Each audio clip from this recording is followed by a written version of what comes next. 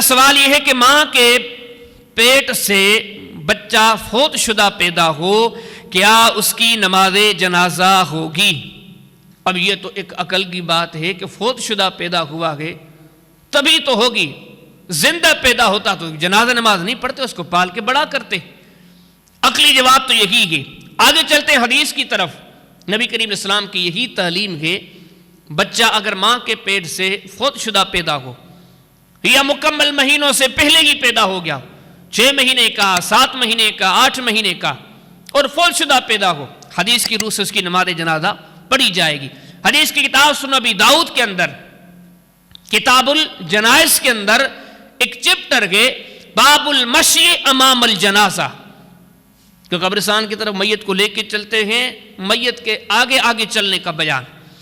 اس میں حدیث ہے کہ نبی کریم علیہ السلام فرماتے ہیں السکت یصلی علیہ، جو بچہ، سکت عربی میں کہتے ہیں اس بچے کو جو مقررہ مدت سے پہلے ماں کے بطن سے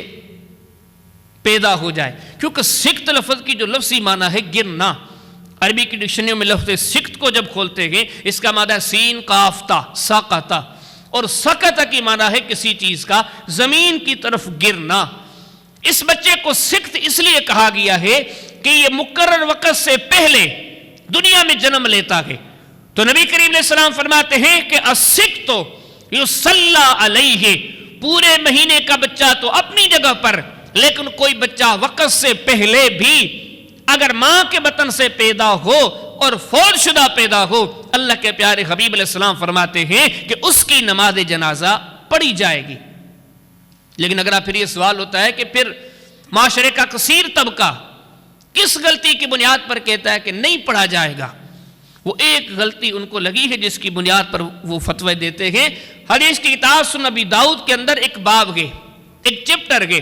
فی الصلاۃ علی الطفل، وہاں پر حدیث آتی ہے کہ نبی کریم علیہ السلام کا بچہ ابراہیم جب وفات پا گیا، حدیث میں آتا ہے کہ اس کی عمر 18 مہینے تھی جب وہ وفات پا گئے، فَلَمْ يُصَلِّ عَلَيْهِ رسول اللہ صلی اللہ علیہ وسلم، تو نبی کریم علیہ السلام نے 18 مہینوں کے ابراہیم کی نماز جنازہ نہیں پڑھی۔ اب یہاں سے بہت سارے لوگوں کو خطا لگی کہ یہ جو ابراہیم نبی کریم علیہ السلام کا بچہ تھا 18 مہینوں کا، اللہ کے حبیب علیہ السلام نے اس کی نماز جنازہ نہیں پڑھی، لہذا بچوں کی نماز جنازہ نہیں ہوگی۔ تو یہ بہت بڑی غلطی ہے، یہ نبی کریم علیہ السلام کے بچے کا خاصہ تھا، کیونکہ وہ نبی کا بیٹا ہے، اور دوسری بات کہ امت کے ہاں، سب کے ہاں یہ متفقہ اصول ہے کہ نبی کریم علیہ السلام سے جب 2 باتیں ثابت ہوں، ایک اللہ کے حبیب علیہ السلام کا عمل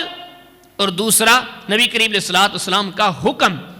تو اس وقت اصول یہ ہے کہ اللہ کے حبیب علیہ السلام کے عمل کو آپ کا خاصہ سمجھا جائے گا، یا آپ جس کے لیے کر رہے ہیں اس کے لیے خاصہ سمجھا جائے گا، اس وقت اللہ کے حبیب علیہ السلام کا قول اور حکم اس پر راجح ہے۔ تو لہذا اس مسئلے میں صحیح، درست اور مبنی بر حق مسئلہ یہ ہے، اگر کوئی بچہ ماں کے بطن سے فوت شدہ پیدا ہو تو اس کی نماز جنازہ پڑھی جائے گی۔